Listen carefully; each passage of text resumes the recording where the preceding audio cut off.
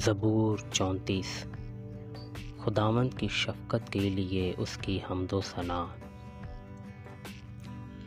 میں ہر وقت خداوند کو مبارک کہوں گا، اس کی ستائش ہمیشہ میری زبان پر رہے گی۔ میری روح خداوند پر فخر کرے گی، حلیم یہ سن کر خوش ہوں گے۔ میرے ساتھ خداوند کی بڑائی کرو، ہم مل کر اس کے نام کی تمجید کریں۔ میں خداوند کا طالب ہوا، اس نے مجھے جواب دیا اور میری ساری دہشت سے مجھے رہائی بخشی۔ انہوں نے اس کی طرف نظر کی اور منور ہو گئے، اور ان کے منہ پر کبھی شرمندگی نہ آئے گی۔ اس غریب نے دہائی دی، خداوند نے اس کی سنی اور اسے اس کے سب دکھوں سے بچا لیا۔ خداوند سے ڈرنے والوں کی چاروں طرف اس کا فرشتہ خیمہ زن ہوتا ہے اور ان کو بچاتا ہے۔ آزما کر دیکھو کہ خداوند کیسا مہربان ہے۔ مبارک ہے وہ آدمی جو اس پر توکل کرتا ہے۔ خداوند سے ڈرو اے اس کے مقدسو، کیونکہ جو اس سے ڈرتے ہیں ان کو کچھ کمی نہیں۔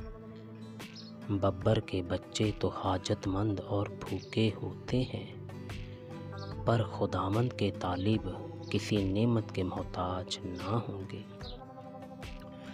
اے بچوں، آؤ میری سنو، میں تم کو خدا ترسی سکھاؤں گا۔ وہ کون آدمی ہے جو زندگی کا مشتاق ہے اور بڑی عمر چاہتا ہے تاکہ بھلائی دیکھے؟ اپنی زبان کو بدی سے باز رکھ اور اپنے ہونٹوں کو دغا کی بات سے۔ بدی کو چھوڑ اور نیکی کر، صلح کا طالب ہو اور اسی کی پیروی کر۔ خداوند کی نگاہ صادقوں پر ہے اور اس کے کان ان کی فریاد پر لگے رہتے ہیں۔ خداوند کا فرشتہ بدکاروں کے خلاف ہے تاکہ ان کی یاد زمین پر سے مٹا دے۔